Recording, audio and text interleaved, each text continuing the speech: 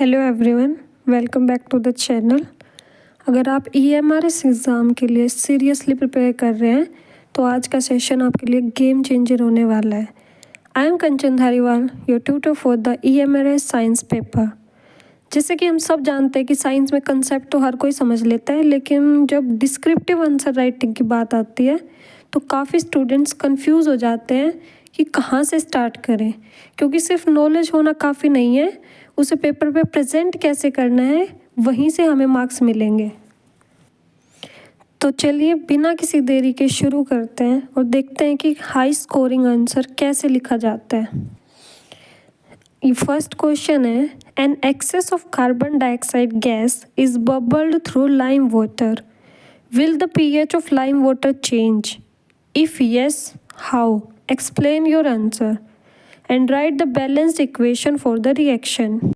इस क्वेश्चन में बताना है कि जब एक्सेस में हमने कार्बन डाइऑक्साइड गैस को जब लाइम वाटर से पास किया तो क्या उसके लाइम वाटर के pH में कोई चेंज देखने को मिलेगा।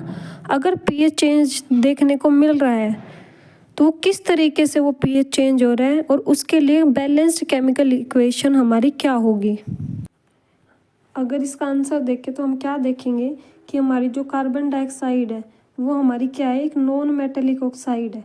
और नॉन मेटेलिक ऑक्साइड जितने भी होते हैं वो क्या होते हैं, हमारे एसिडिक होंगे नेचर के अंदर, ठीक है। और अगर हम लाइम वाटर की बात करें तो लाइम वाटर जो है हमारा, वो हमारा फॉर्मूला क्या होगा, CaOH का होल ट्वाइस, ठीक है। और ये कैसा होगा, हमारा बेसिक होगा नेचर के अंदर। बेसिक कैसे पता लगा, क्योंकि इसमें हमें OH आयंस जो है वो देखने को मिल रहे हैं। तो अगर हमने कोई एक टेस्ट ट्यूब ली जिसके अंदर से हम क्या रिलीज़ करवा रहे हैं, कार्बन डाइऑक्साइड गैस को रिलीज़ करवा रहे हैं, और इसको हमने किसके अंदर से पास करवा दिया, हमने लाइम वाटर से पास करवा दिया। जैसे ही कार्बन डाइऑक्साइड को लाइम वाटर से पास कराएंगे तो जो हमारा लाइम वाटर है वो कैसा हो जाएगा, मिल्की अपीयरेंस शो करेगा, ठीक है। और अगर हम इस कार्बन डाइऑक्साइड को एक्सेस में पास करवा देते हैं तो जैसे ही कार्बन डाइऑक्साइड को एक्सेस में पास करवाएंगे लाइम वाटर से तो जो ये मिल्की कलर हमें देखने को मिल रहा था ये क्या हो जाएगा, अब डिसअपीयर हो जाएगा, यानी मिल्कीनेस जो है उसके अंदर से कंप्लीटली डिसअपीयर हो जाएगी, ठीक है। तो हम इससे क्या देखने को मिलेगा, जो हमारा pH है वो क्या हो गया, डिक्रीज हो गया। कैसे डिक्रीज हुआ कि जो हमारा लाइम वाटर था, ऑलरेडी हमारे पास जो लाइम वाटर है वो हमारा कैसा है, बेसिक सॉल्यूशन का है। और अगर बेसिक है तो इसका pH क्या होगा, हाई होगा। लेकिन कार्बन डाइऑक्साइड डालते ही हमारा pH क्या हो गया, डिक्रीज हो गया, ठीक है। अगर हम इसकी रिएक्शन देखें तो कार्बन डाइऑक्साइड को जो हमने CaOH होल ट्वाइस यानी लाइम वाटर, ये लाइम वाटर का फॉर्मूला हमारा यहाँ पे 2 आएगा, ठीक है। तो इसके अंदर से जब हमने कार्बन डाइऑक्साइड को पास करवाया तो हमारी फॉर्मेशन किसकी होगी, CaCO3 की। इसे क्या कहेंगे हम, लाइम स्टोन, ठीक है। साथ में वाटर बनेगा, H2O की फॉर्मेशन हो जाएगी। ये जो CaCO3 है वो हमारा कैसा होता है, वो हमारा लेस बेसिक होता है as compare to lime water के, ठीक है। तो ये लेस बेसिक होगा, दैट मीन्स हमारा pH क्या हो गया, ऑलरेडी डिक्रीज हो गया। तो जैसे ही हम कार्बन डाइऑक्साइड को लाइम वाटर से पास कराएंगे हमारा pH क्या हो जाएगा, डिक्रीज हो जाएगा। अब जो हमारी CaCO3 है इसके अंदर से हम एक्सेस में कार्बन डाइऑक्साइड को पास करवा देते हैं, ठीक है। एक बार अच्छे से लिख लेते हैं, CaCO3 था, इसमें से H2O लिया और कार्बन डाइऑक्साइड को हमने एक्सेस में क्या करा दिया, पास करवा दिया। तो किसकी फॉर्मेशन हो जाएगी हमारे पास, CaHCO3 होल ट्वाइस। ये क्या है हमारा, कैल्शियम बाइकार्बोनेट।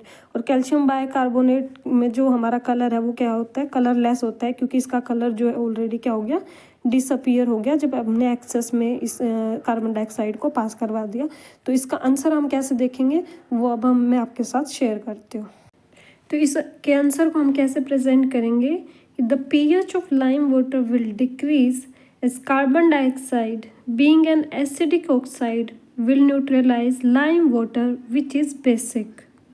आफ्टर दैट हमें इसकी क्या लिखनी है, एक बैलेंस्ड केमिकल रिएक्शन लिखनी है।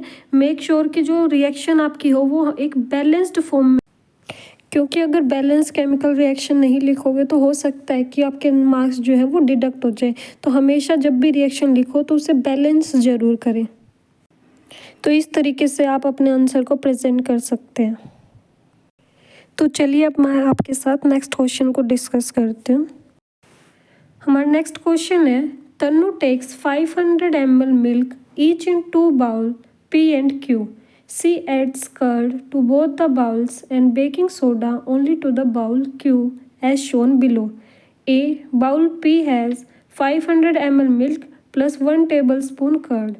B. Bowl Q has 500 ml milk plus 1 teaspoon curd plus 1 teaspoon baking soda. In which bowl will the milk form into curd faster? Explain your answer. ये आप लोगों का होमवर्क क्वेश्चन है। पहले इस question को अच्छे से रीड आउट कीजिए, इस क्वेश्चन को समझिए कि वो क्या कहना चाह रहा है, देन अपनी आंसर राइटिंग की प्रैक्टिस कीजिए। नेक्स्ट वीडियो में हम इसके आंसर को फिर डिस्कस करेंगे। आई होप कि आप लोगों को सेशन पसंद आया होगा, तो लाइक, सब्सक्राइब एंड शेयर ज़रूर कीजिएगा। Thank you so much.